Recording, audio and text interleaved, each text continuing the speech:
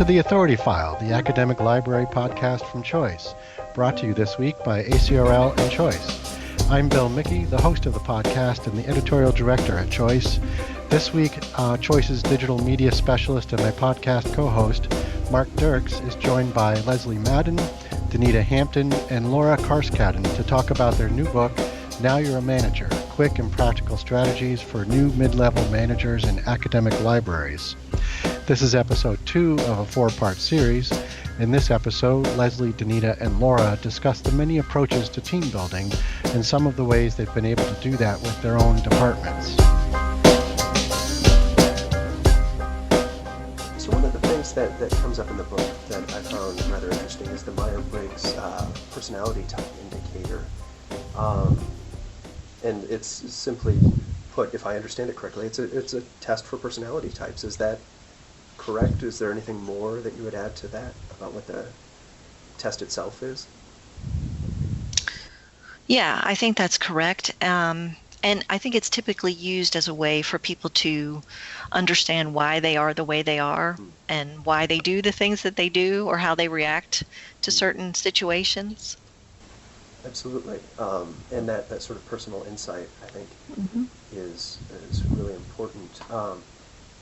I think you talk about using it in terms of knowing yourself as a manager and also being able to, through having the people that you're managing take the test and understand themselves, you can also sort of fit them into specific contexts.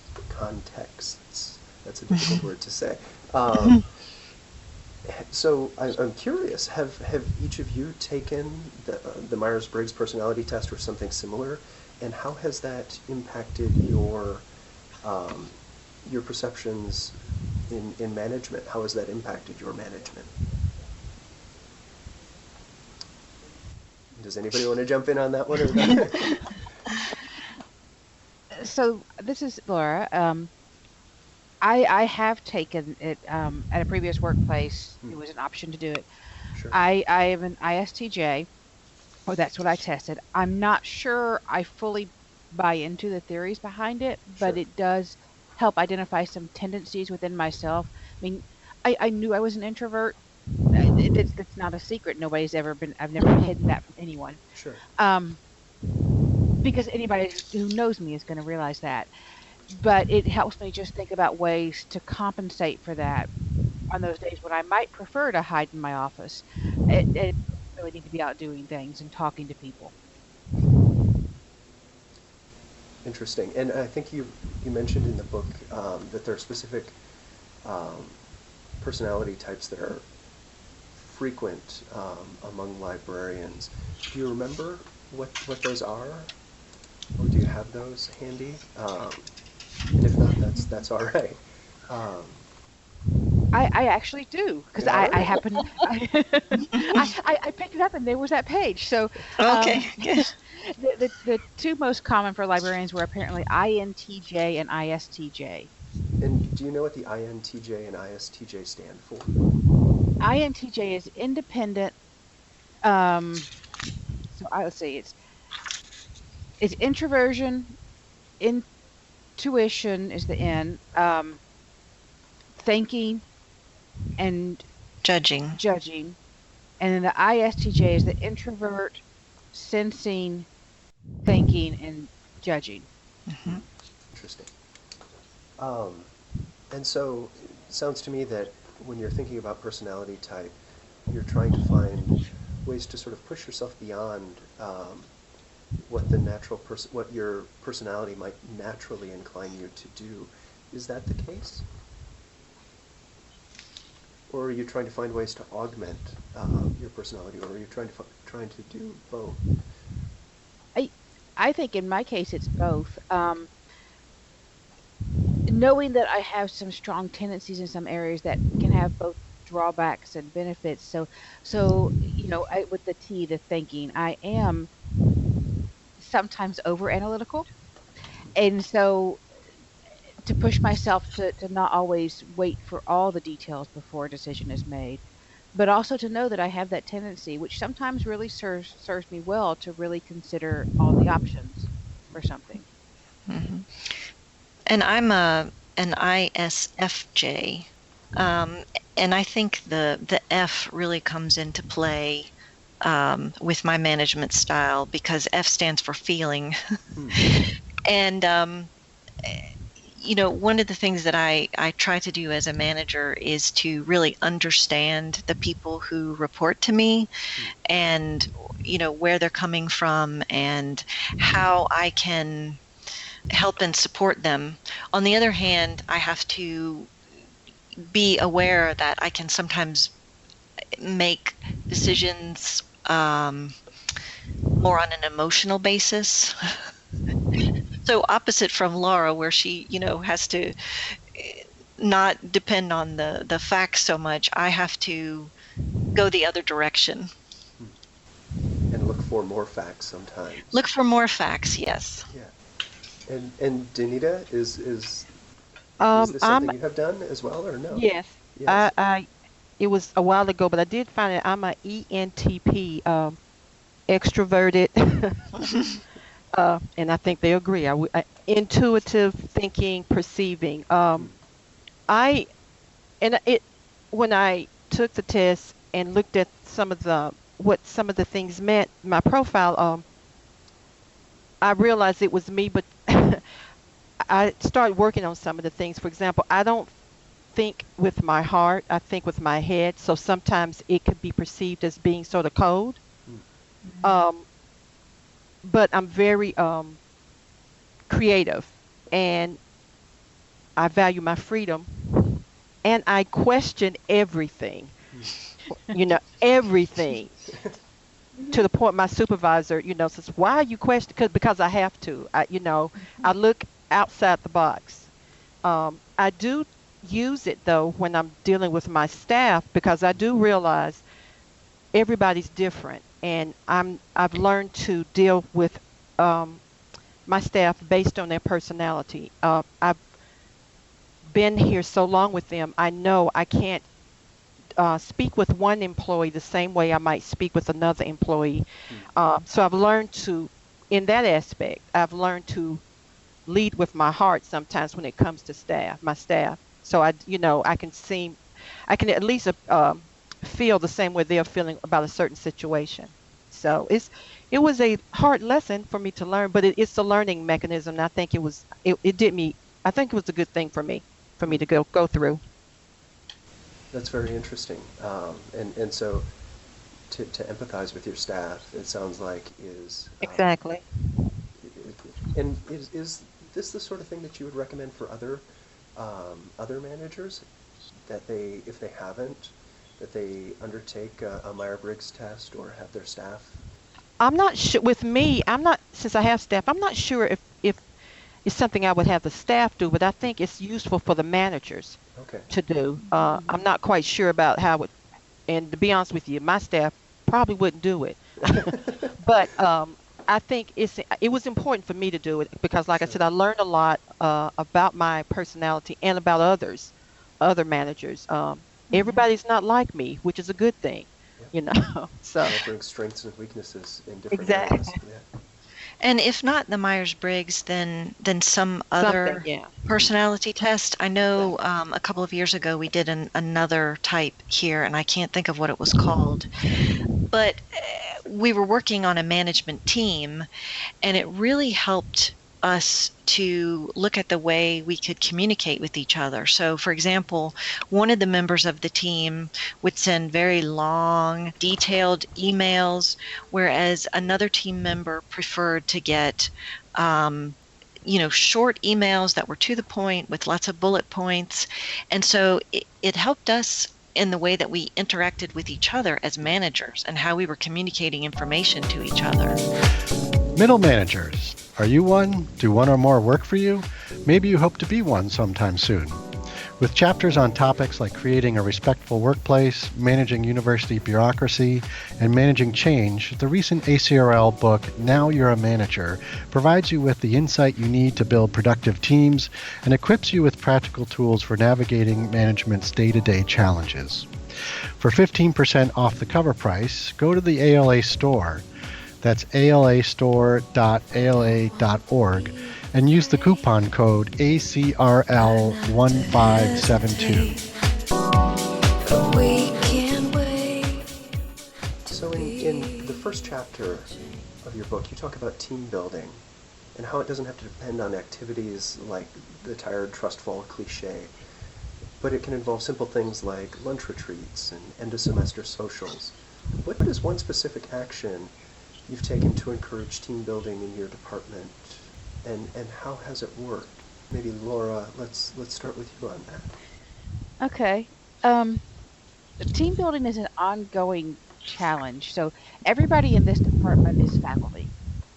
Um, and so we all sort of set our own work in a number of ways. There's subject librarians who have responsibility to departments, and how those departments work and prefer to work with their librarian really varies from person to person. So it's hard to build those teams because we often are doing very diverse things. Um, I'm not sure we have it right yet in terms of building teams. Um, in fact, I'm sure we don't. But we're trying. We do try, and we don't always succeed to do a departmental lunch, a potluck lunch, either once or twice a year. A couple of years ago, one of the things we did. So 2 years ago now, we merged. Maybe it was three. It was 3 years ago. It was announced. Georgia State University and Georgia Perimeter College, which is a community college in the area, we merged, and so we now have this one library system that works across 2-year and 4-year schools. And at spring break, we did a retreat around instruction to try to bring people together and start talking about things, around issues around instruction. That's an ongoing way to build things. I don't know. I don't know that there's. I like everyone in the department. They're a tough group because they are so unique. Yeah. And I wonder if that's a problem sort of unique to faculty in particular, that they have such, they're specialized so much, or if you feel like that's just sort of a more general problem within the library with building teams. Do you have any thoughts on that?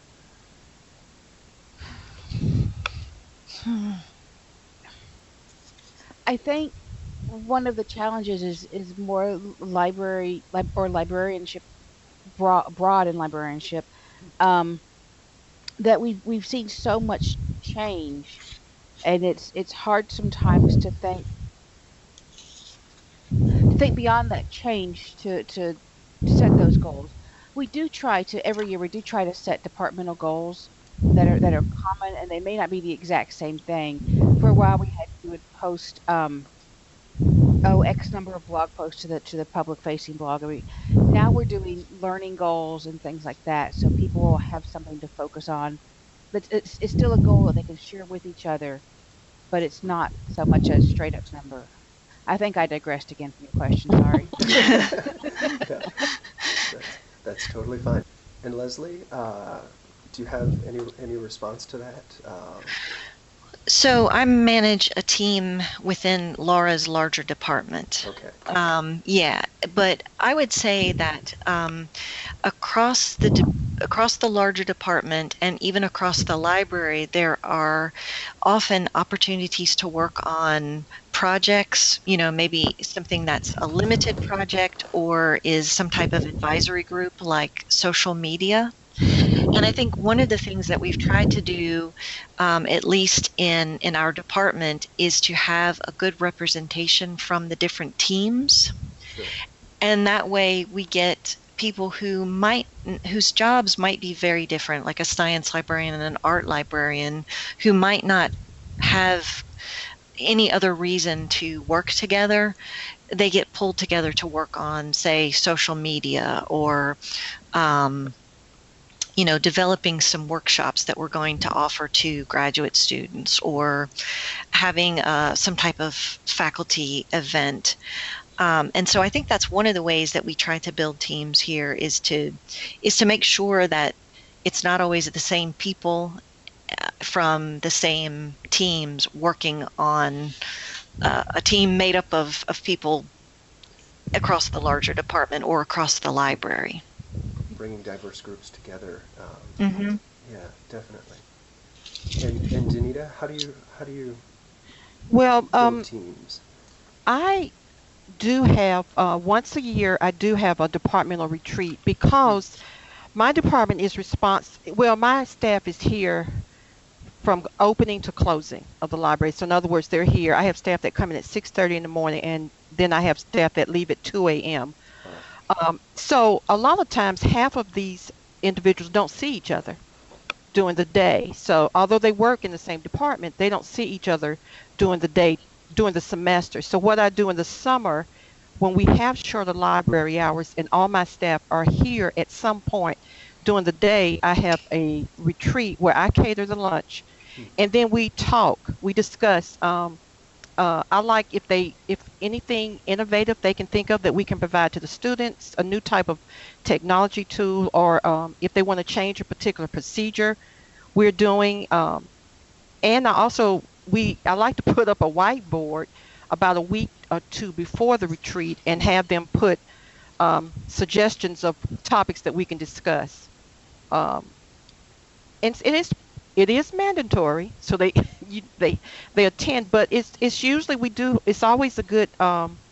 The results are great because I learn things from the staff. They say let's change, Denny, let's do this, do something different, and we do it. If it does, and if it fails, we go back to the way we were doing it. But I like to change. If they want to do something differently, even if it fails, it's worth it to me. Hmm.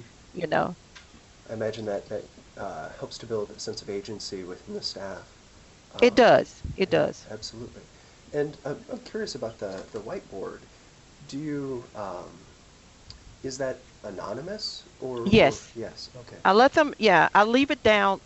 My department is on 2 floors. So what I do is leave it downstairs and I leave a marker and I just let them write whatever they want within reason. Sure. They can't. They usually have some pretty good ideas. Some of them I can't implement and I tell them why, but some of them I say, okay, let's try this. Let's try this for this semester. And if it works, we'll stick with it. But if not, then we'll have to go back to the way we were doing it until we find another way of doing it, improving it. So I don't ask who wrote it. I just go with it. You just heard from Leslie Madden, Denita Hampton, and Laura Carscaddon. This concludes episode 2 of our 4-part series brought to you by ACRL and Choice. Be sure to join us for the next episode where we'll discuss management techniques for a rapidly changing environment and how to mitigate the effects perpetual change can have on employee morale. And on the other side of that, I've had to coach employees a couple times not to take everything personally. You can search for and listen to all of the episodes of the Authority File podcast on iTunes, Google Play, or Stitcher. You can also find the podcast on our website. Just click on the librarianship drop-down. If you like what you hear, please take a moment to give us a review on your favorite podcast app. That's all for this week. Thanks for joining us.